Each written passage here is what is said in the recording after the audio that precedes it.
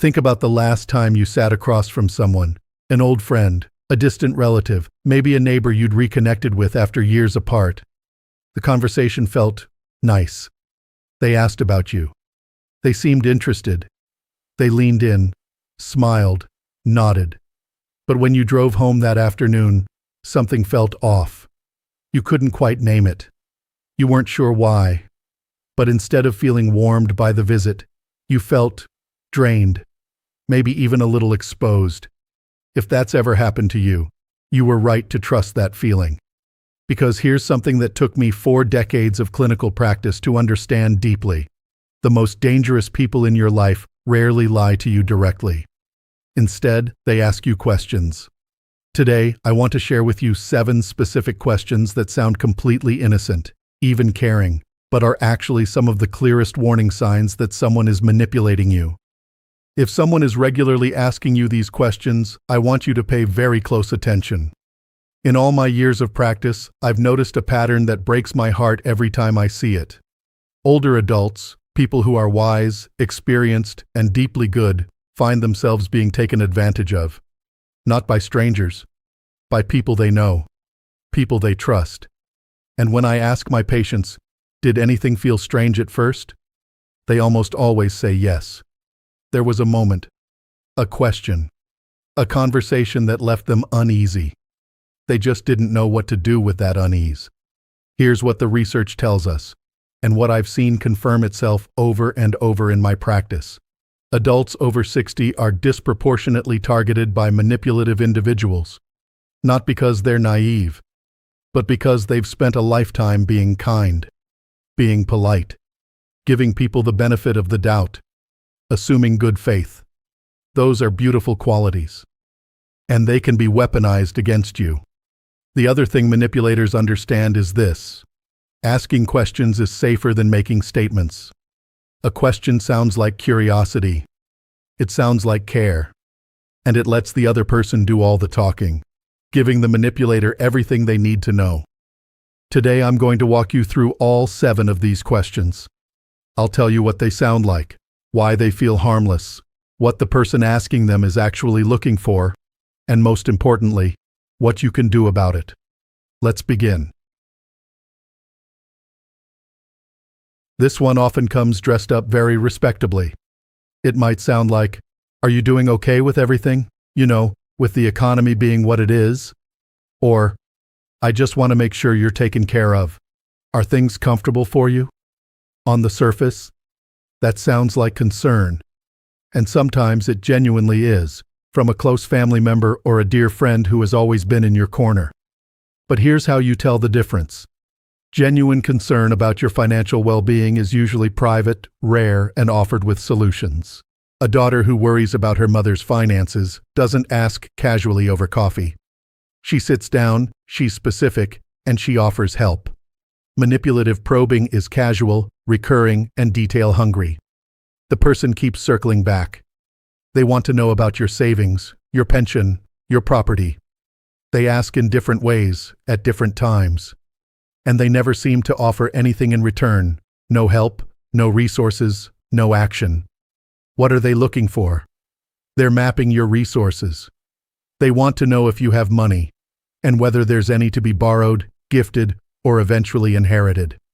I've worked with patients who gave thousands of dollars to so-called friends, simply because those friends asked the right questions at the right moments and slowly created a sense of obligation. The red flag. This question comes early in a renewed acquaintance. It comes often. Or it comes from someone who has a history of financial problems of their own. Your response? You're allowed to say, "Oh, I'm doing fine, thank you." Full stop. No numbers. No details. Warmth without information. This sounds like safety concern. And again, sometimes it is.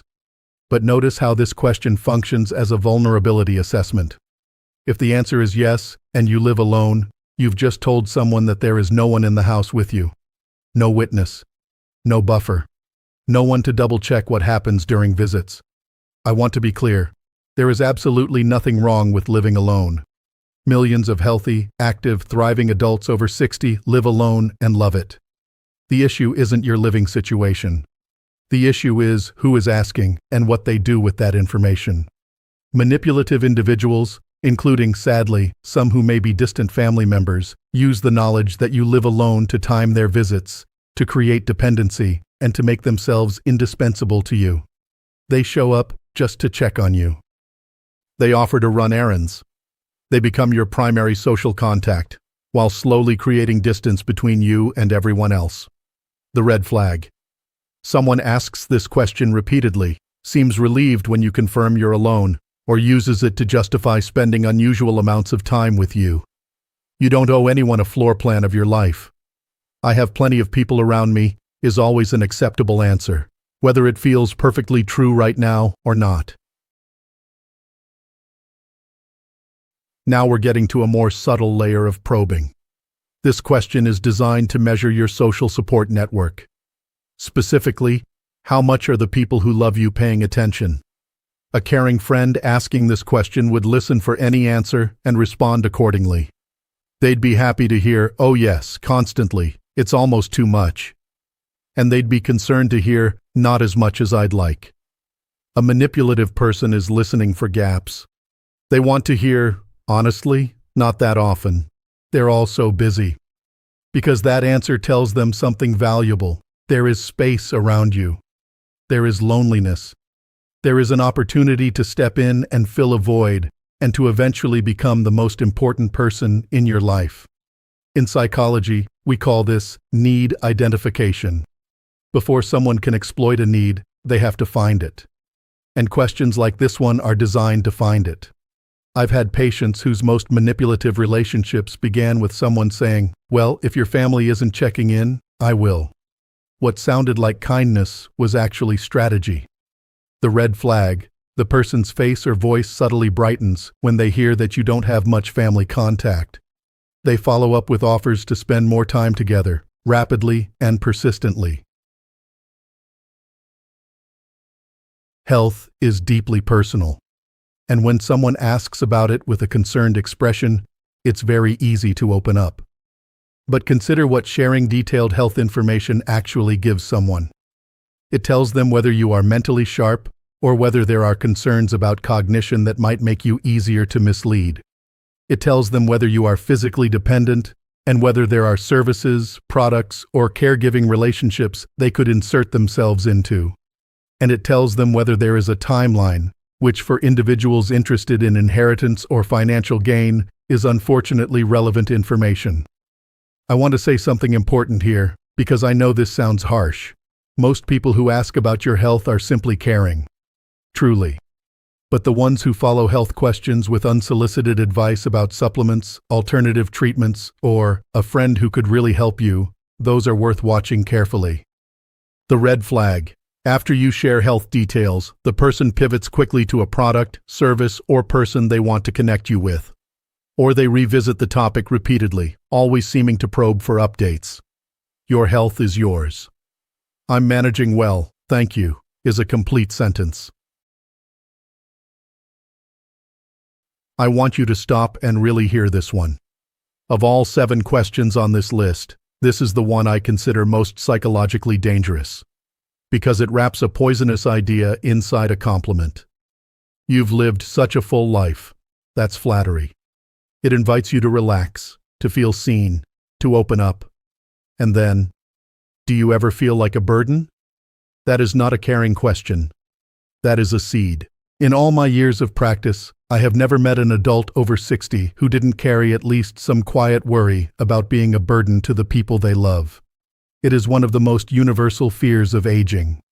It is also one of the most painful.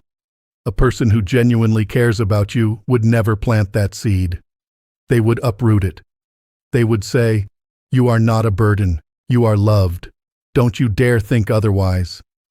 But a manipulator uses that fear differently. They water it. Over multiple conversations, they reinforce the idea that your family finds you to be too much, while they, conveniently, never find you to be too much. They are always there for you. They never mind. This is how emotional dependency is built. This is how people, Well-meaning, intelligent, loving people end up trusting the wrong person completely. The red flag. The person returns to themes of your family not understanding you, not appreciating you, or being too busy for you. They position themselves as the exception, the one person who truly gets it. If someone makes you feel smaller about your relationships with the people you love most, that person does not have your best interests at heart.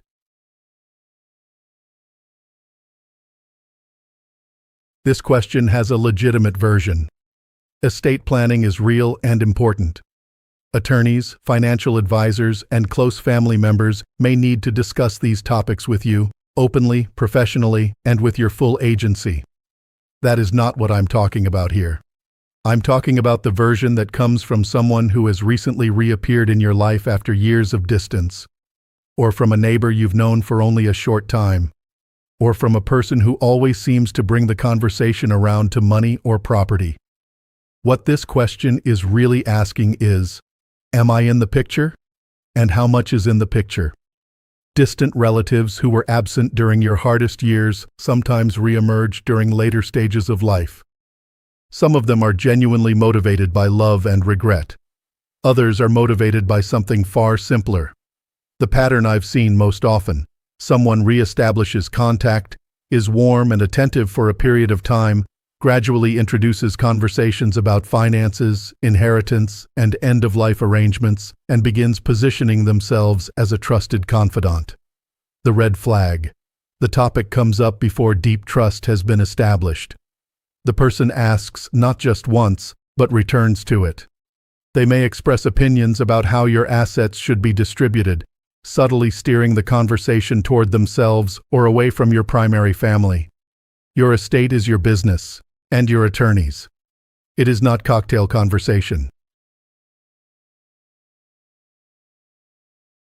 And here we reach the most insidious question of all. Because this one doesn't just gather information. It acts on you. This question, and its many variations, is a classic isolation tactic. Its goal is to create a wedge between you and the people who genuinely love you so that the person asking it can move into that space. Your daughter, she only calls when she needs something, doesn't she? I don't want to say anything, but your son doesn't seem to appreciate how much you've done for him. I just worry that people aren't treating you the way you deserve. Every one of these statements does the same thing. It plants doubt. It erodes trust. It makes you question relationships that have years, decades, sometimes a lifetime of real love behind them. And while your guard is down, while you're processing these doubts, the person saying these things makes themselves your primary source of comfort and validation. In clinical terms, this is called triangulation and isolation. It is a cornerstone tactic in emotionally manipulative and even abusive relationships. And it works precisely because it sounds like protectiveness. The red flag. You begin to feel more distant from family or long-term friends after spending time with this person. You find yourself sharing their concerns with others. You feel loyal to them in a way that's hard to explain, and slightly defensive when others express reservations about them.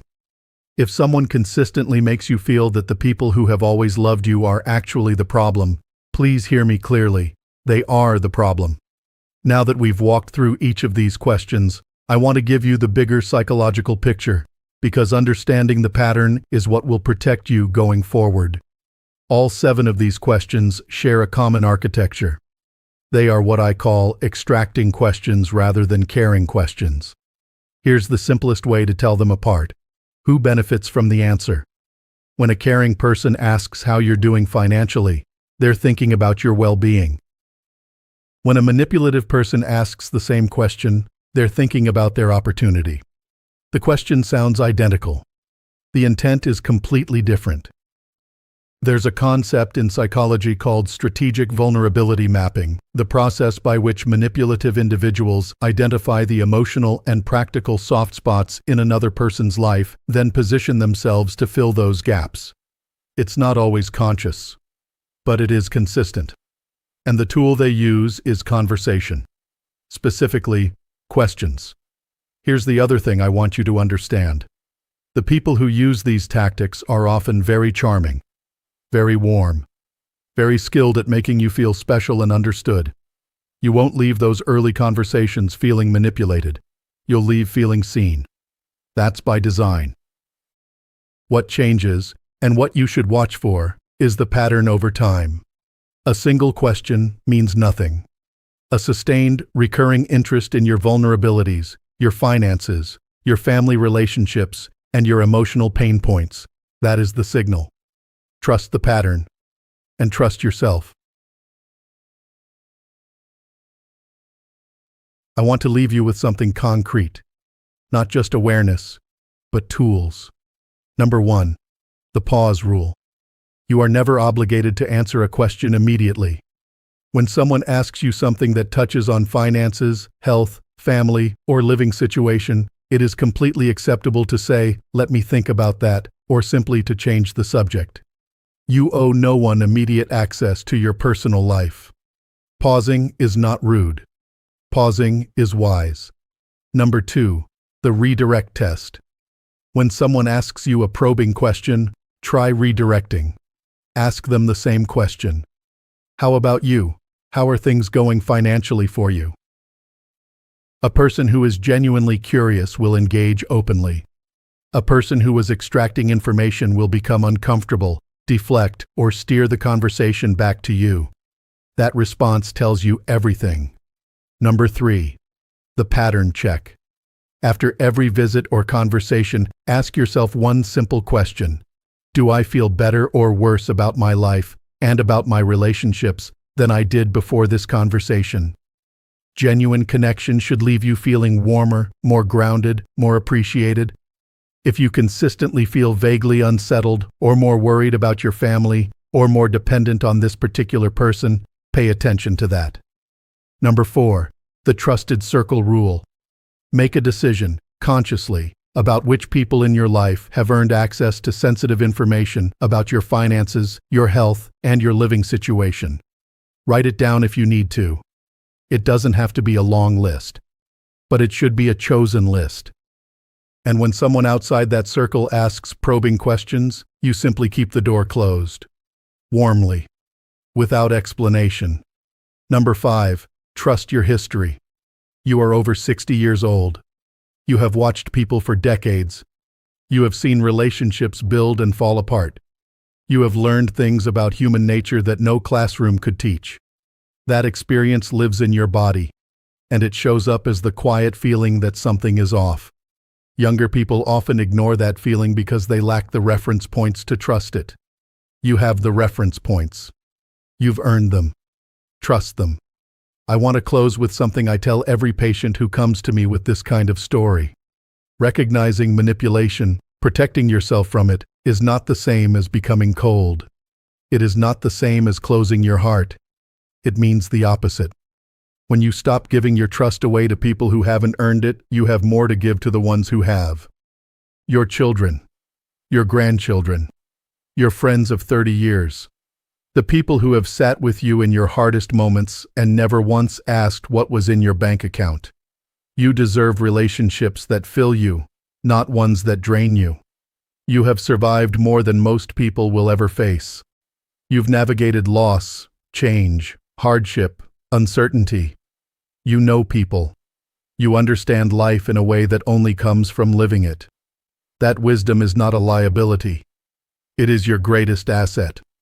So the next time someone asks you one of these 7 questions, and you feel that quiet, subtle unease, don't talk yourself out of it. Don't tell yourself you're being paranoid. Don't apologize for having boundaries. Honor what you know. You've earned the right to be around people who genuinely love you, who ask nothing of you except your company. Don't settle for anything less. If this video resonated with you, I'd love to hear from you. In the comments below, which of these questions have you encountered? Your experience might be exactly what someone else needs to hear today. If you found this helpful, please share it with a friend or family member over 60 who could use this reminder. And if you haven't already, subscribe to Strong Elderly Life, because every week we have honest, thoughtful conversations about what it really means to thrive in this chapter of life. Take care of yourself and stay strong.